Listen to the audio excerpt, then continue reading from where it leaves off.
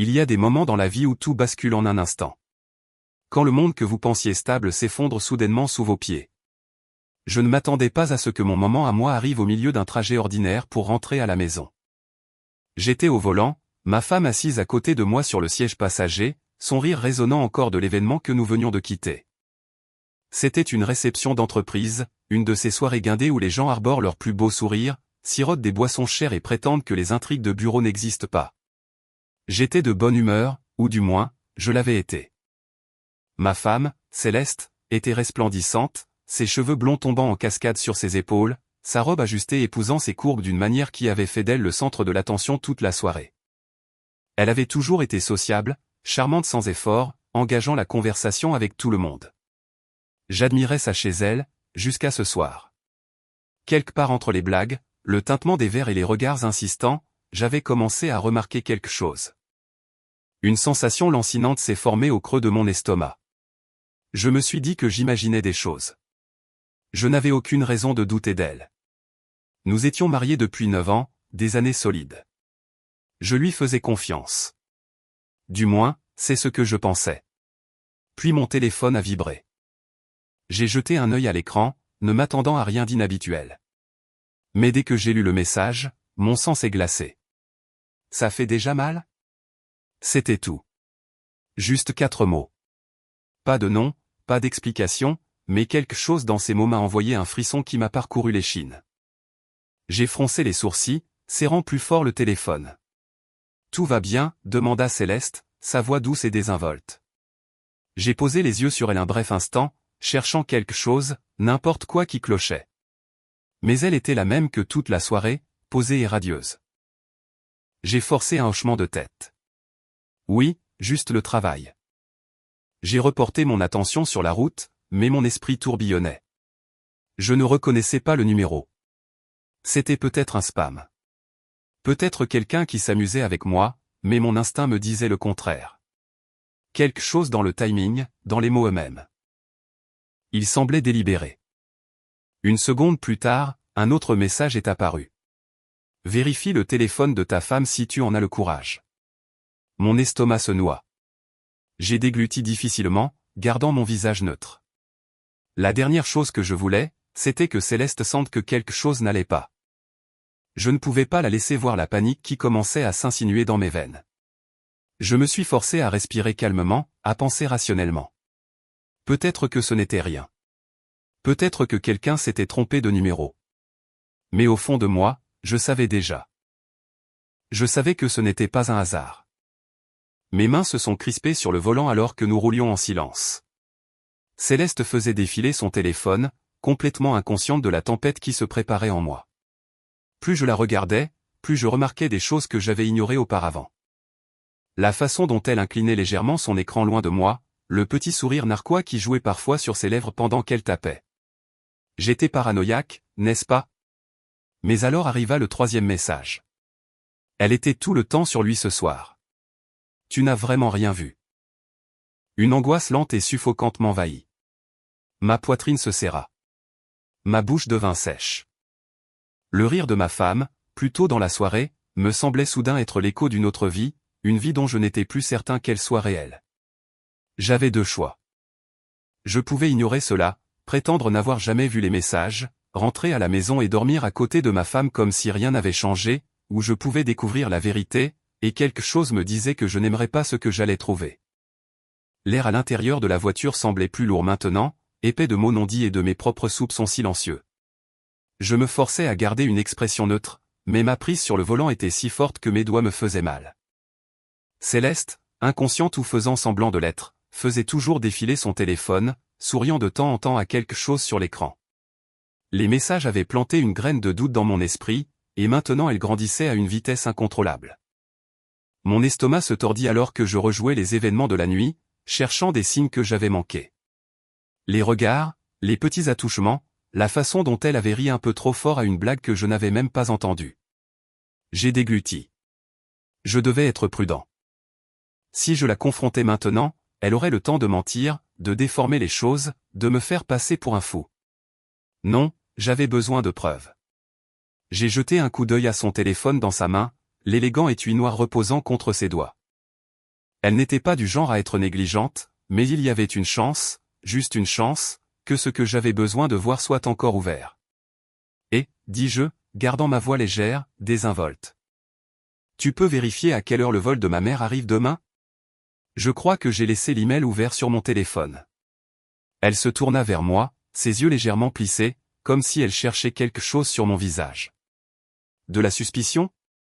De la culpabilité? Je ne saurais dire. Tu pourras vérifier plus tard, dit-elle en glissant son téléphone sur ses genoux.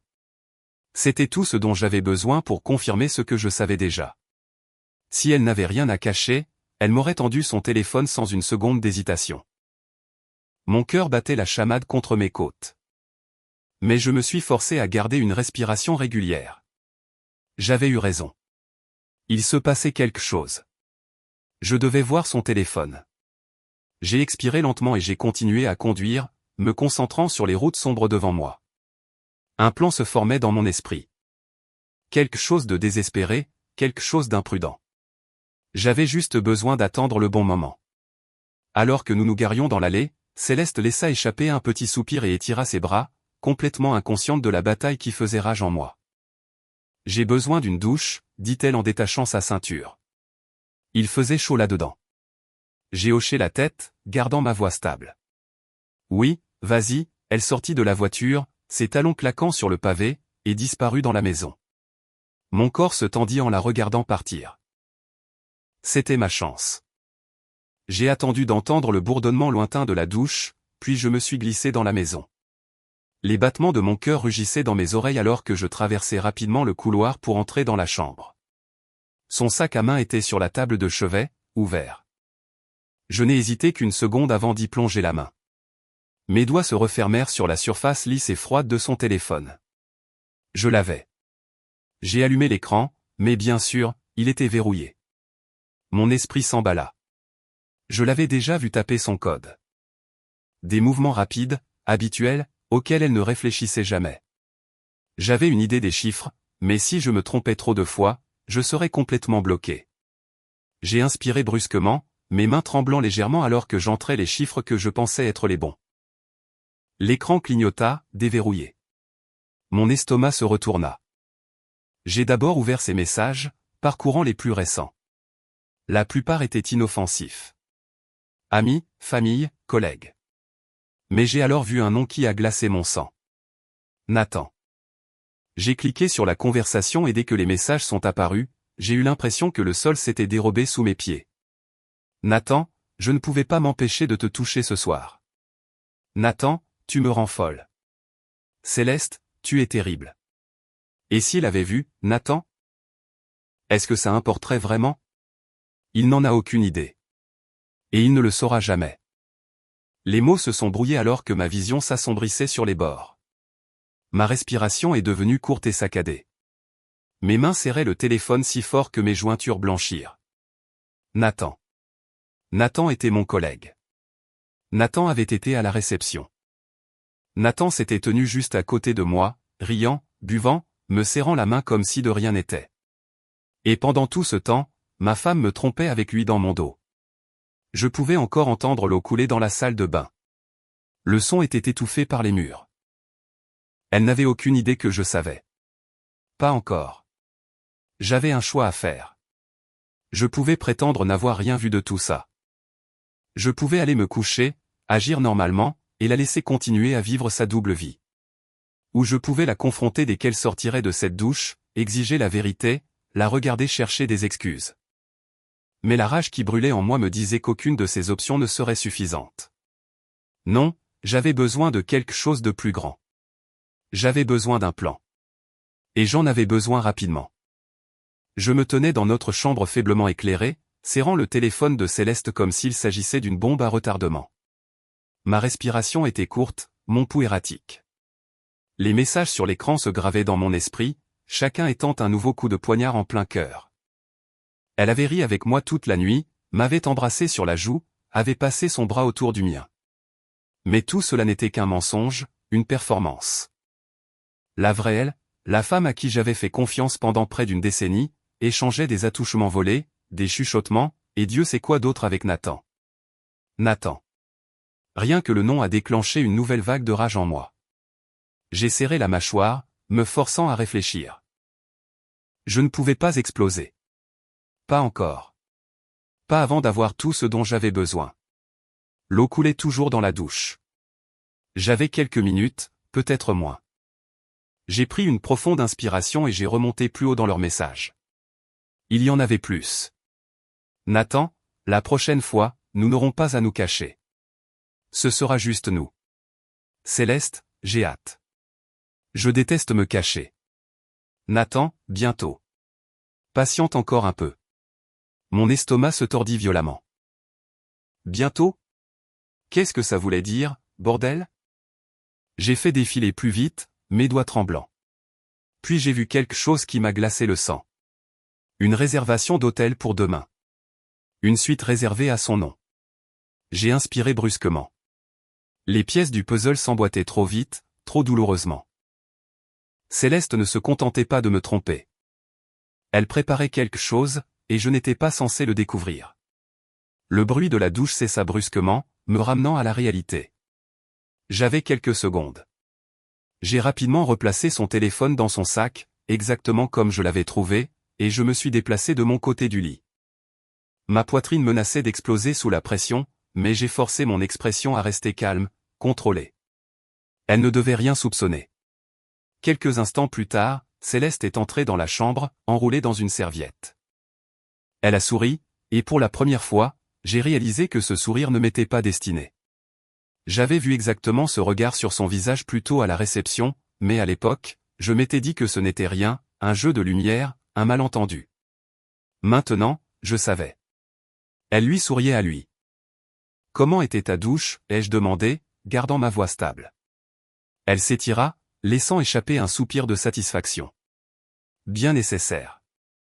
Elle traversa la pièce, ses pieds nus tapotant contre le parquet. J'observais ses mouvements de près, analysant chaque changement, chaque regard. Avait-elle toujours été aussi distante? Avais-je été si aveugle? Elle se glissa dans le lit à côté de moi, tirant les couvertures sur elle. Tu es silencieux. J'ai forcé un petit rire. Juste fatigué. Elle a fredonné en réponse et a attrapé son téléphone. J'ai fait semblant de ne pas m'en soucier alors qu'elle le prenait rapidement, vérifiant ses notifications. Une lueur fugitive a traversé son visage, mais elle a disparu avant que je puisse la déchiffrer. Attendait-elle un message de lui? Était-elle déçue qu'il n'ait pas écrit? Cette pensée a fait que mes mains se sont crispées en poing sous les couvertures. Je me suis tourné sur le côté, fixant le plafond. Mon esprit s'emballait. Demain. Elle le retrouvait demain. Je pouvais arrêter ça avant que ça n'arrive. Mais comment? Si je la confrontais maintenant, elle mentirait. Si je l'accusais sans preuve, elle retournerait la situation contre moi. Non, je devais être intelligent. Je devais la laisser croire qu'elle s'en sortait. Je devais le voir de mes propres yeux. Et alors? Alors je déciderais quoi faire. À côté de moi, Céleste laissa échapper un soupir de contentement et se blottit dans son oreiller. Quelques instants plus tard, sa respiration ralentit, s'approfondit. Elle dormait. Je suis resté allongé dans le noir, fixant le plafond, avec le sentiment d'avoir déjà tout perdu. Mais ce n'était pas fini. Loin de là. Demain, je la prendrai en flagrant délit. Et une fois que je l'aurai fait, elle ne me verrait jamais venir. Le sommeil n'est jamais venu. Je suis resté au lit toute la nuit, fixant le plafond. Mon esprit était empêtré dans une tempête d'émotions. Rage, douleur, incrédulité. Chaque fois que je fermais les yeux, je voyais les messages de Céleste, son rire à la réception, la façon dont Nathan m'avait tapé dans le dos comme si nous étions amis, comme si j'étais l'imbécile. Au lever du jour, j'avais pris ma décision. Je n'allais pas la laisser s'en tirer sans conséquence. Céleste s'agita à côté de moi, étirant ses bras avant d'attraper paresseusement son téléphone. J'ai gardé ma respiration régulière, faisant semblant de dormir pendant qu'elle déverrouillait l'écran. Mon cœur battait à tout rompre dans ma poitrine alors que j'écoutais, attendant. Puis une vibration silencieuse, un message. Elle bougea dans le lit, la douce lueur de son écran illuminant son visage. Même dans la faible lumière du matin, je pouvais voir le petit sourire narquois qui se dessinait au coin de ses lèvres. Elle ne m'envoyait pas de message à moi. Je me suis forcé à rester immobile, à continuer de jouer le rôle du mari ignorant. Quelques minutes plus tard, elle s'est glissée hors du lit, traversant la pièce sur la pointe des pieds comme si elle avait peur de me réveiller.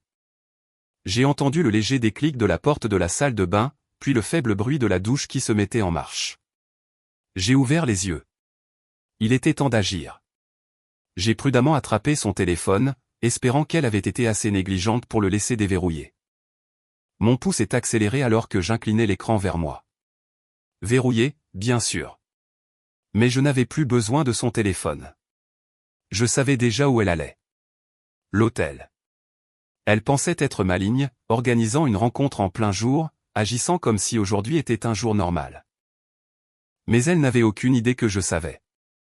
Je devais y arriver avant elle. La mise en scène.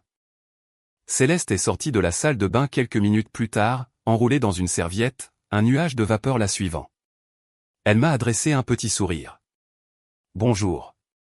Je me suis frotté les yeux, me redressant lentement, forçant un bâillement. Bonjour. Elle a ouvert le placard, parcourant nonchalamment les tenues comme si c'était un jour ordinaire. Quels sont tes plans pour aujourd'hui, ai-je demandé, ma voix égale. Oh, tu sais, dit-elle en me regardant par-dessus son épaule. Juste quelques courses, peut-être un café avec Lise. Lise, son amie, son alibi humain. J'ai hoché la tête, ravalant la bile qui me montait à la gorge. Ça a l'air sympa. Elle m'a adressé un autre sourire, un sourire de menteuse, et a continué à s'habiller. 30 minutes plus tard. Elle m'a embrassé sur la joue comme si de rien n'était, comme si elle n'allait pas retrouver un autre homme dans un hôtel. Je reviens plus tard, dit-elle en attrapant son sac. Je t'aime. Les mots m'ont frappé comme une gifle. Je l'ai regardé sortir, j'ai écouté le bruit de ses talons sur le pavé, le moteur de la voiture qui démarrait. Je suis resté là dans le silence qui a suivi, les poings serrés. Ça se termine aujourd'hui. La confrontation à l'hôtel. Je suis arrivé à l'hôtel avant elle. C'était un endroit chic, le genre d'endroit où les gens vont quand ils ne veulent pas être vus. Je me suis assis dans la voiture en regardant l'entrée, mes mains agrippant le volant si fort que mes jointures blanchirent. Et puis, à 11h15 précise, elle est arrivée. Céleste est sortie de sa voiture portant une robe que je n'avais jamais vue auparavant. Moulante, décolletée, destinée à quelqu'un d'autre que moi. Elle a sorti son téléphone et a tapé un message. Quelques secondes plus tard, mon estomac s'est retourné en le voyant. Nathan. Il est sorti d'une autre voiture, l'air détendu, confiant. Il n'était pas inquiet. Il ne se cachait pas comme quelqu'un qui a peur de se faire prendre, parce qu'il pensait que je n'en avais aucune idée. Ils se sont rejoints près de l'entrée. Elle lui a souri et il s'est penché, lui murmurant quelque chose à l'oreille. Elle a ri, touchant son bras comme elle le faisait autrefois avec le mien.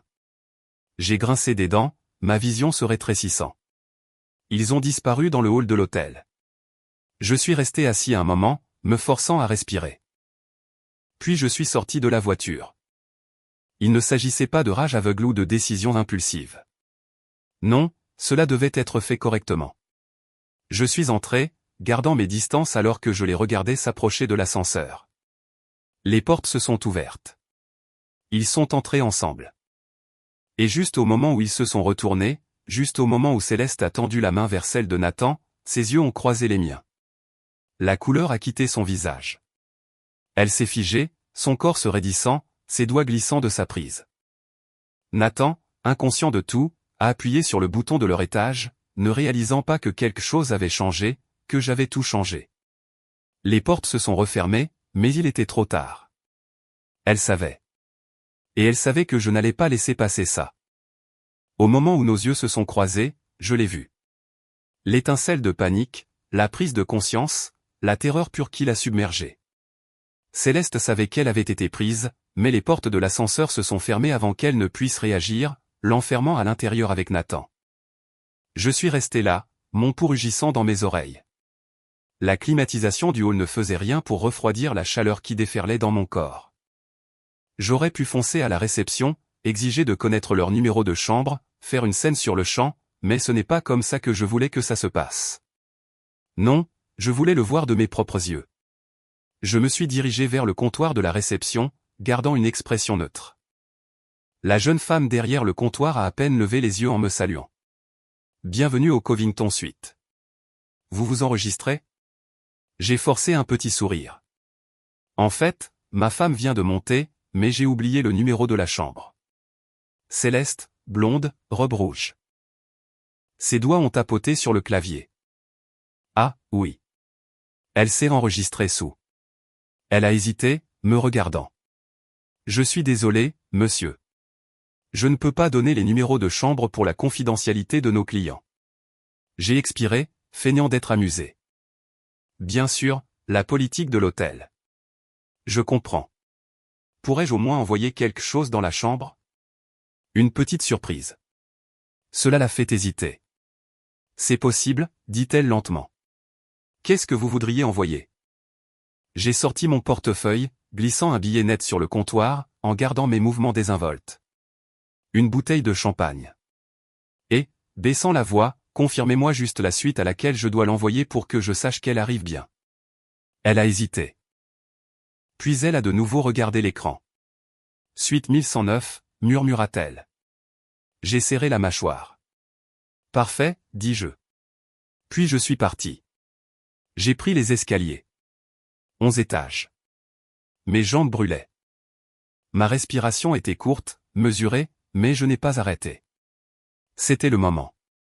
Quand j'ai atteint le 11e étage, je me suis tenu au bout du couloir, fixant la porte de la chambre. 1109, je pouvais entendre des voix étouffées. Des rires. J'ai passé une main sur mon visage, pour me ressaisir. Je tremblais, mais je ne perdrais pas le contrôle. Pas encore. J'avais besoin de preuves. J'ai sorti mon téléphone et j'ai commencé à enregistrer. Je me suis approché, pressant mon oreille contre la porte. Et puis j'ai entendu sa voix. Douce, basse, intime. Une version d'elle que je n'avais pas entendue depuis des années. Tu n'aurais pas dû m'embrasser dans le hall, gloussa-t-elle. Je n'ai pas pu m'en empêcher, gronda la voix de Nathan. Tu es irrésistible. Un long silence.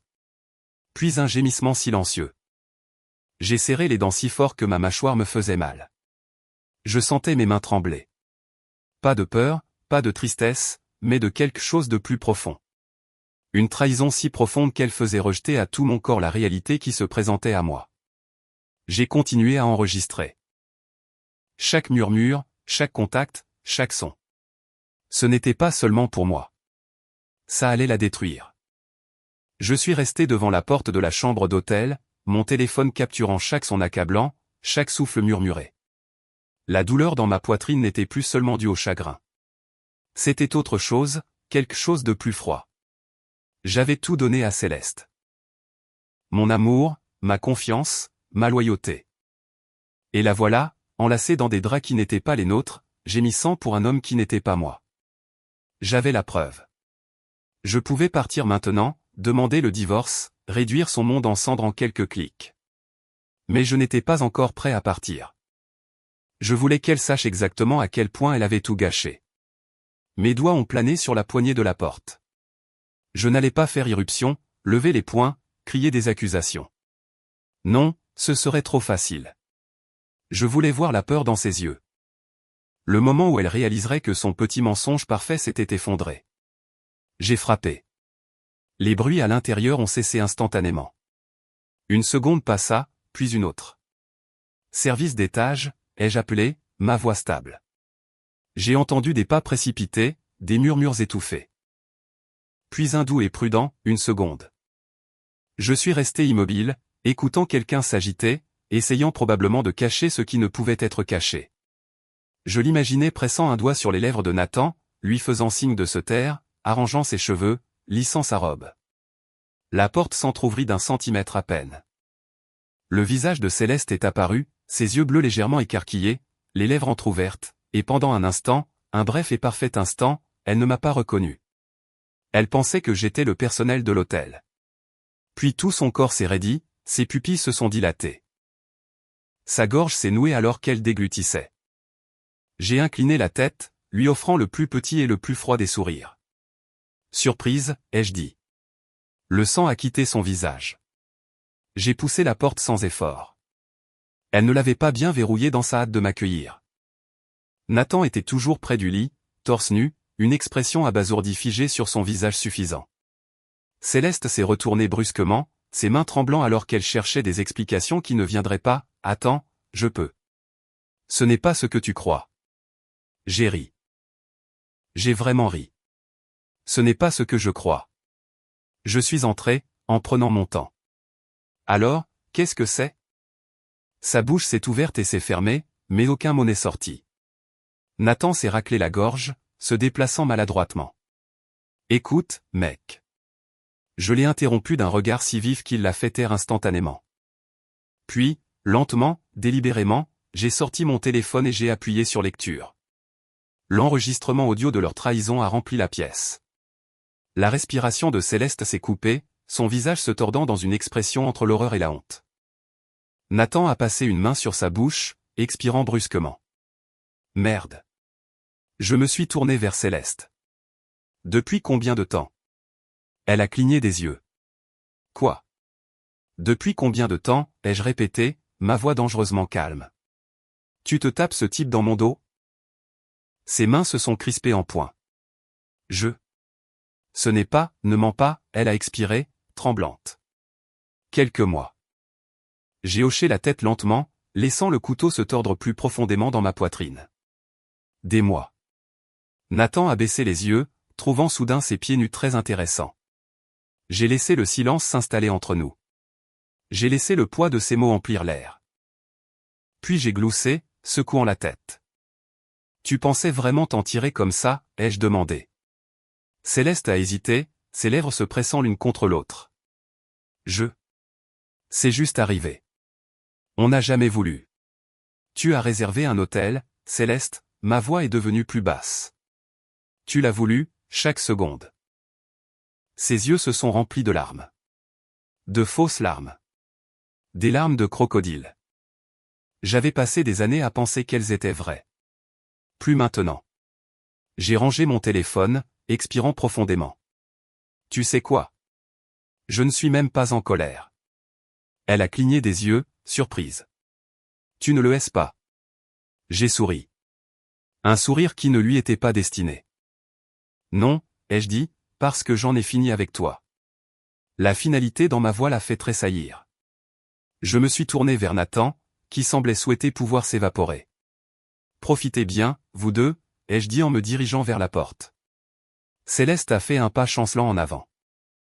Attends, s'il te plaît. Je me suis arrêté dans l'embrasure de la porte. Et puis, sans me retourner, j'ai porté le coup de grâce. J'enverrai les papiers du divorce ce soir. Oh, et Céleste. Elle a inspiré brusquement. Oui. J'ai eu un sourire narquois. Vérifie ton téléphone. J'ai déjà envoyé l'enregistrement à tout le monde que nous connaissons.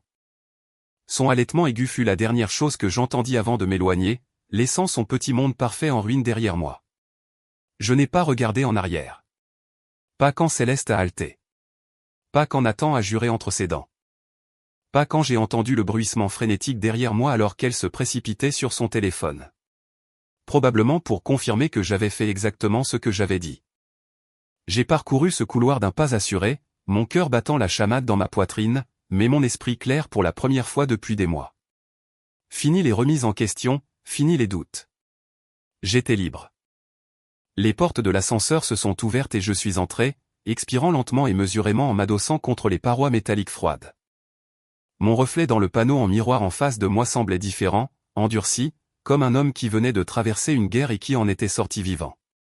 Alors que les portes se fermaient, j'ai entendu la voix étouffée de Céleste au bout du couloir, montant en panique. Oh mon Dieu, il l'a vraiment envoyé. Nathan. Il l'a envoyé à tout le monde. La voix de Nathan était plus basse, plus en colère. Calme-toi. On va trouver une solution. J'ai eu un sourire narquois alors que l'ascenseur commençait sa descente. Non, Nathan, vous n'en trouverez pas. La première vague de notifications a déferlé sur mon téléphone avant même que j'atteigne le hall. Mon plan avait été simple, rassembler des preuves, exposer la vérité et partir. Pas de violence, pas de destruction, pas de scène désordonnée, juste des preuves froides et indéniables. Et ça avait fonctionné.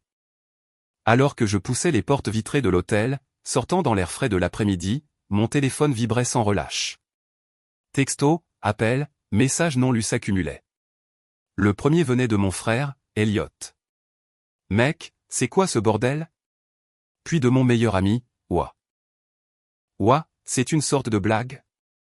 Dis-moi que ce n'est pas vrai.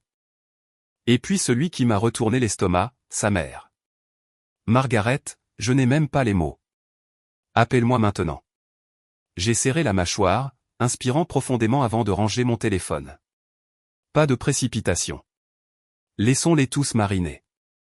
Céleste avait passé des mois, peut-être des années, à me mentir. Maintenant, pour la première fois, elle devait en répondre. Les retombées. Le temps que je rentre à la maison, la situation avait complètement explosé.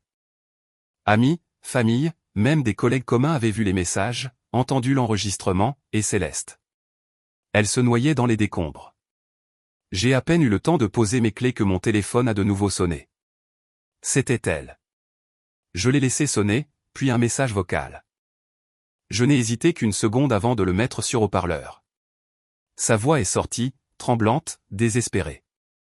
S'il te plaît, écoute.